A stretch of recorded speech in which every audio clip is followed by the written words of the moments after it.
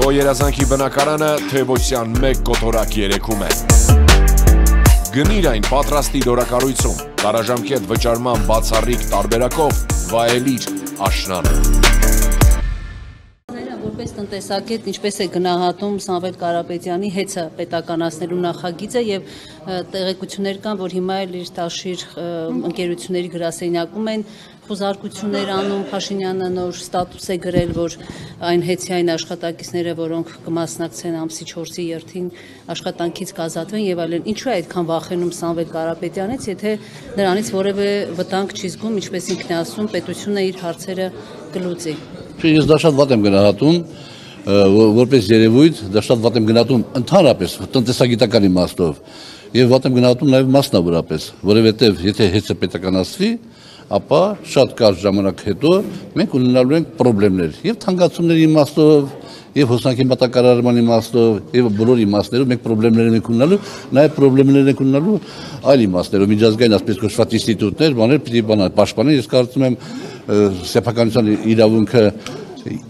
այն օրենքները, որոնք այսօր մենք ունենք առանց այս նախագիծը, որ քվեակն է այսօր առաջին թերթում, այն օրենքները, որ մենք ունենք օրենսդրությունը, լրիվ բավարար է ցանկացած բնական մենաշնորհի հետ կապված աշխատանքները տանել այնպես, որ լինի մաքսիմալ ընդունելի հասարակության համար եւ պետության համար։ Ինչ է ստանում։ Դու նստում ես, դու ունես հանրային ծառայությունների ինքնավար հանձնաժողով ունես, ինքը հանրային ծառայությունների ինքնավար հանձնաժողովը ուսումնասիրում է ամեն ինչը եւ գնահատականներ է տալիս եւ անդադ սեղմում, ասում չեպիրի գինի չստես, ինչա Վրաստանում այսքան, մեր մոտ այսքան, հիմնավորում է գալիս, հիմնավորում ընդունում կամ չի ընդունում, իջեցնում է գինը, գալիս է այնպեսի պահ, որ արդեն Սամվել Կարապետյանը որոշում է, որ չէ, այս բիզնեսը իր համար ձեռնտու չի կամ ինքը այս բիզնեսից այդքան լավ չի հասկանում, ծախում է ուրիշին, ուրիշն է գալիս եւ կառավարում է։ Ձևերը կա, այսօր այդ օրենքները կա, իսկ սա կոչվում է բան, ռեկետ։ Այո։ Այսպես դժգոհություններով առաջնորդվենք, օրինակ վիոլա ջրից էլ դժգոհություններ կան, գազից էլ կան դժգոհություններ։ Շատ շնորհակալություն ճիշտ գաղափար ասացիք, հուշեցիք։ Նայեք, վիոլա ջրից մարդ չկա, որ համարյա թե չդժգոհի վիոլա ջրից, բայց ես ձեզ հավատացնում եմ, ներողություն, բայց ես ձեզ հավատացնում եմ, որ եթե վիոլա ջուրը չլիներ այդ մասնավոր կառավարումը, այսօր Հայաստանում,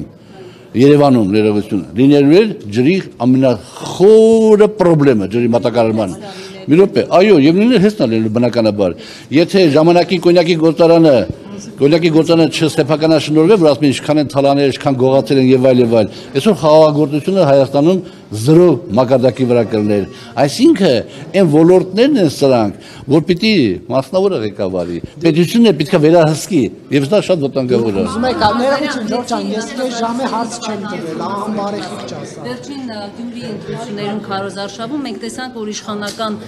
իշխանությունը այսպես իր ռեսուրսները օգտագործելով տարբեր մարզերից անգամ Երևանից մարդիկ էին տարել Գյումրիի վերջին հանրահավաքին։ Հիմա որոնք գուցե եւ նաեւ իրենց գործատուի աջակցության համար Կարծում եմ, որ ցանկացած մեկը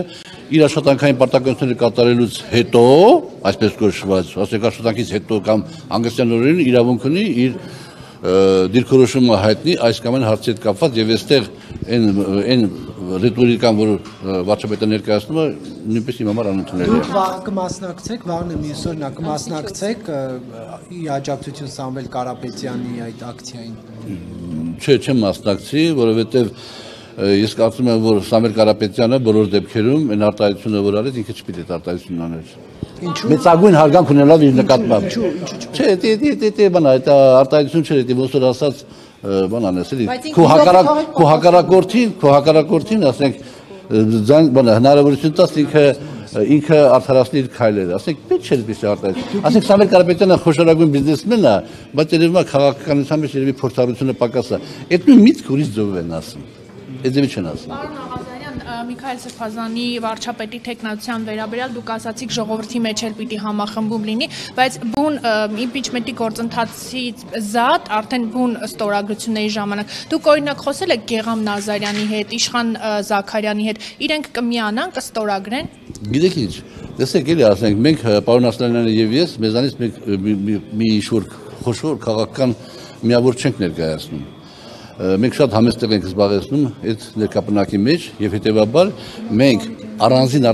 սրա այս կամ այն падգամավորից խոսելու անհրաժեշտություն չունեք։ Տեսեք, Հայաստան դաշինքը մեր հետ ոչ մի բան ոչ խոսած, ոչ էլ։ Մենք ասեցինք, պարոն Մարուկյանի նախաձեռնությամբ հայտարարեցինք, եւ Հայաստան դաշինքը միացավ, որովհետեւ պետք է միանան նրանք, ովքեր որ գտնվում են ստեղ խնդիր կա եւ այս խնդրի լուծման ճանապարհը սա է։ Հետեւաբար մենք այդ ճանապարհով չենք գնում, որովհետեւ չեմ կարծում որ դա օգտակար լինի, որովհետեւ եթե ես Գերման Նազարյանին ինչ ասեմ, ասեմ քեզի պաշտոն կտամ։ Գործընթաց եք մեկնարկում։ Չէ, նորից եմ ասում, պետք է յուրաքանչյուրը ընկալի, որ այս հարցի լուծումը այս ճանապարհը ճիշտ է։ Եթե ինքնահոսի չէ, դա հիմա գնում է, գործընթացը գնում է։ Հիմա կարող պատահի վաղը չմիսուրը գա մի պահ, որ մի հսկայական այսպես կոչված ժողովրդի մասը իրավիճակ ստեղծի, որ ակնհայտ լինի, որ դիմում ենք Գարեգին Սրբազանին, խնդրում ենք թույլ այդ մարդը գա եւ ինքը կարող պատահի հարգի այդ տեսակետը։